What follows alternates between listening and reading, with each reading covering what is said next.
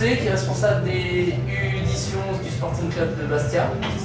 Voilà. Est-ce que José, tu peux te présenter en tant qu'éducateur de football? Alors José Pinero, 44 ans, dont 24 passés sur les terrains en tant qu'éducateur, essentiellement dans les catégories U11, U13. Voilà. Une longue partie a été faite dans le monde amateur, donc je viens de la base, et depuis 4 ans, responsable des U10, U11 au sein du Sporting Club de Bastia. D'accord. Tu as passé des diplômes? Jeune, j'ai passé le diplôme, Ouais. et puis avec l'âge, on a un peu de mal à se libérer vis-à-vis pour des raisons professionnelles, je me suis arrêté initiateur deuxième degré. D'accord, ok. Alors, j'ai l'habitude de poser la question quelles sont tes perspectives en tant qu'éducateur. J'aurais plutôt envie de te poser à toi la question pourquoi être resté depuis si longtemps avec les petits et pas d'avoir été chercher les plus grands? On m'a posé souvent la question là-bas, en Corse. Mon leitmotiv, c'est être le plus performant possible dans la catégorie dont j'ai la responsabilité. Voilà. Et même si c'est au bout de 24 ans, on en apprend tous les jours. Et justement, venir dans des tournois comme ça, puisqu'on participe à 5-6 tournois nationaux, on côtoie du monde professionnel, du monde amateur, et ça nous permet, lors d'échanges comme le colloque de demain soir, ça nous permet d'échanger des idées, des thèmes de travail, des directives de travail, et chaque année on en apprend. Donc je suis loin d'être arrivé au bout de ma réflexion sur les U10 U11. Et pour des raisons aussi de mentalité, les enfants sont beaucoup plus malléables à 10-11 ans plutôt que dans les catégories 12-13 ans où il y a la préado qui intervient. Les sorties, il y a les filles et les gamins sont un petit peu moins sérieux. Donc dans cette catégorie d'âge-là, je me sens pas mal à l'aise et j'y suis pour quelques années encore. D'accord, super. Est-ce que tu peux nous parler du club de Bastia? Alors le club de Ce Bastia, qui représente pour toi? ce qui représente pour nous, pour Lille, parce qu'on a le porte-parole, le porte-drapeau du Lille. Quand on vient ici, on ne représente pas que le Sporting de Bastia, on représente toute une identité, un drapeau, un patrimoine, une histoire, on a tout ça. C'est surtout l'identité qui ressort. Le club, il fête ses 110 ans cette année. Il a subi une énorme catastrophe, on en parle souvent, en 92, qui a fait 18 morts, plus de 2000 blessés, et toutes les familles ont été touchées à Bastia. À Bastia et en Corse. Parce qu'il faut savoir que le club, c'est le club de toute l'île. Quand il y a les matchs, les pros qui jouent, on vient de toute l'île, de Bonifacio, Pugano, Ajaccio. Les gens font 3-4 heures de voiture pour venir, c'est un spectacle à Bastia. Et pour ces raisons-là, on représente ça ici.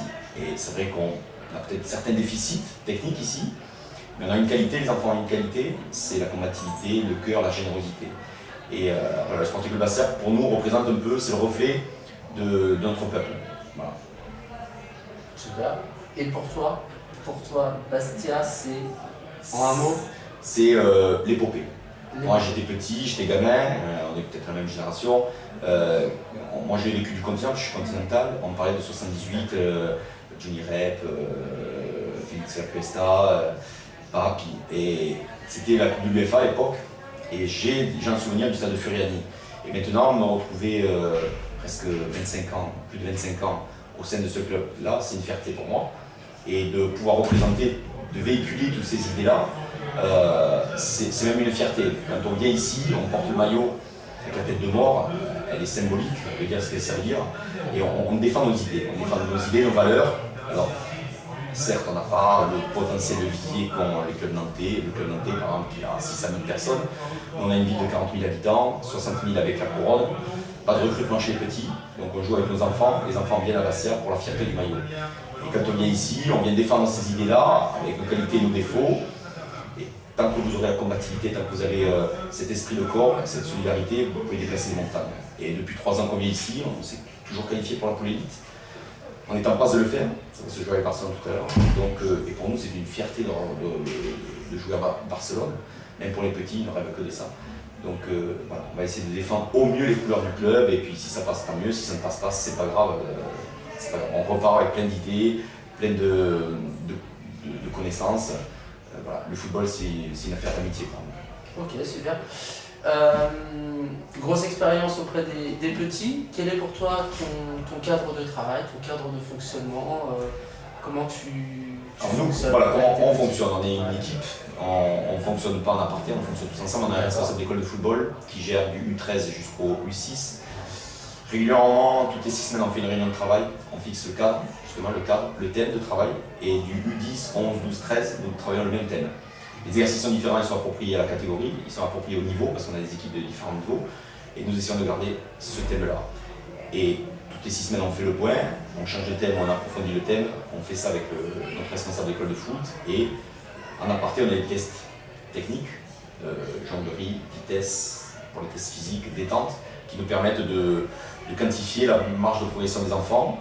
Et tout ça, on le fait du U10 jusqu'au U13 dans toute l'école de football. Ça fait que le gamin rentre avec un cahier en U10, il sort avec un cahier en U13 et on peut comparer les chiffres, voir la progression de chaque enfant individuellement.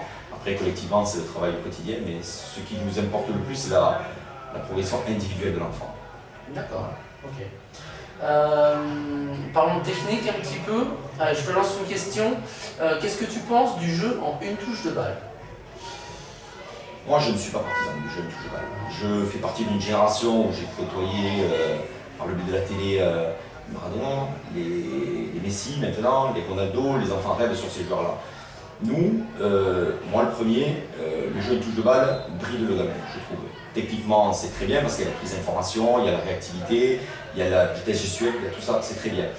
Mais au jour d'aujourd'hui, moi je m'aperçois qu'on a beaucoup d'enfants stéréotypés. Les gamins jouent dans des schémas de jeu bien définis par les coachs, par l'environnement sportif. Et je trouve qu'il manque cet esprit de créativité. Qui fait rêver nos enfants? Ronaldo, qui est un dribbleur, Messi, qui est un dribbleur. Voilà, on ne rêve plus. Et nous, tout ce qu'on fait dans nos jeux, dans nos exercices, on laisse les enfants libres. Après, il y a des zones de travail, des zones défensives, on ne traite pas trop, on essaie de limiter le nombre de touches. Par contre, nos attaquants, on leur laisse libre à eux la créativité. Alors il y a du déchet évidemment, parce qu'on prenait des risques de déchets, mais nous on est parti de cet esprit-là. Ok, excellent. Est-ce que je peux te demander un exercice, un jeu à mettre sur le tableau un jeu ou un exercice? Comme tu veux, quelque chose que tu veux faire partager, tu peux nous faire partager, quelque chose que tu mets en place avec les jeunes. J'ai les crayons ici. Ok, c'est hop je me là. rappelle l'école. Un exercice qu'on fait particulièrement bon, qui est un petit peu peut-être compliqué parce qu'on s'appuie beaucoup sur ce qui se fait en 17 internationaux. On va faire un jeu. On est actuellement dans le jeu long. Voilà. Et le déséquilibre. Un jeu, le gardien de but. On appelle ça une zone tampon.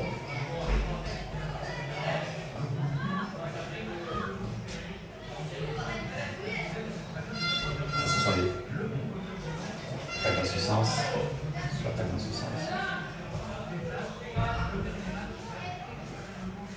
Et le couloir.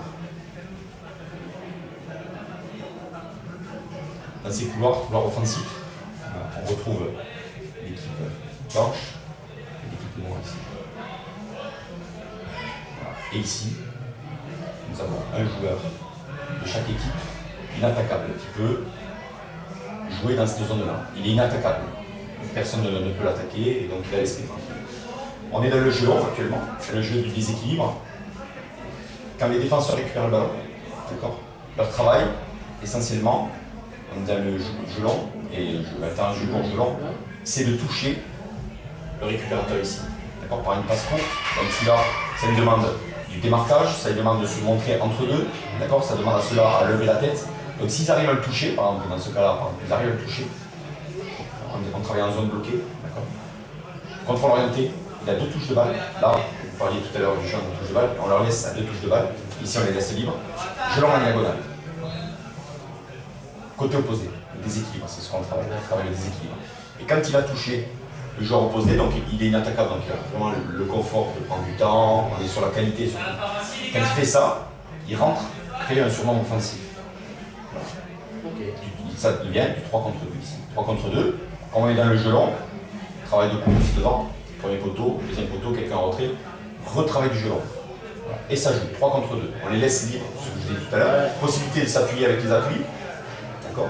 Et on laisse libre. À la récupération des noirs, justement, on retouche. Voilà, ils récupèrent, ils touchent leur joueur. Donc celui-là, il faut qu'il se montre ici. Celui-là qui était rentré revient dans sa zone. Voilà. Et celui-là, pareil, travaille ici. S'il récupère le ballon ici, je l'envoie en diagonale. Si par hasard, il venait on le touche ici, contrôle orienté, gelon en diagonale. D'accord. D'accord. Dans un premier temps, inattaquable, pour le laisser justement parce qu'il y a du déchet chez les petits.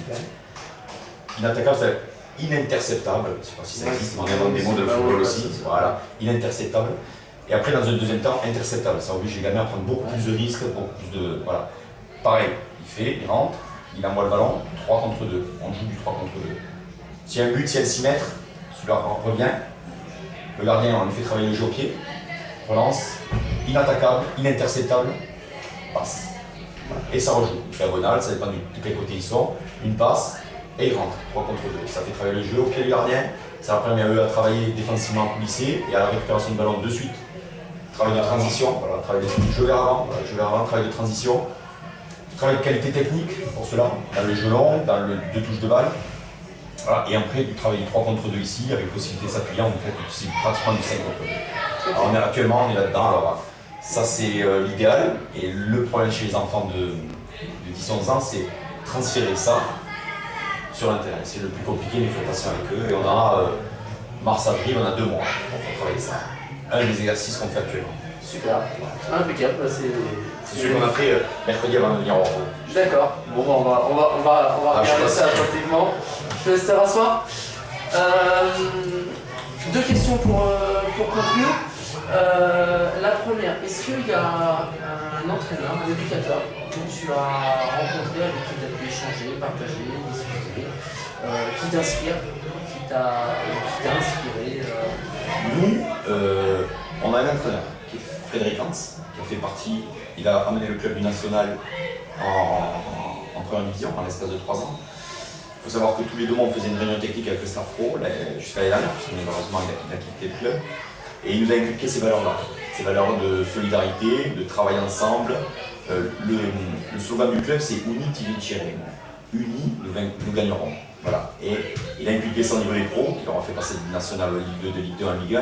Et pour nous, c'est un peu notre référence à Bastia, et j'ai eu la chance de travailler avec lui. Pour moi, c'est ma référence au niveau du monde des pros. Ok. Tu me disais que c'était la 3e année que tu venais au Kappa de Harmonie Mondiale. Un petit mot sur le tournoi, qu'est-ce que tu en penses? Ils prennent de la valeur. Chaque année, il y a un club prestigieux qui gonfle l'effectif qualitatif du tournoi. C'est super bien organisé, il n'y a aucun problème de timing, il n'y a aucun problème d'organisation, les navettes sont là, les terrains de jeu sont excellents, la qualité des équipes est là aussi.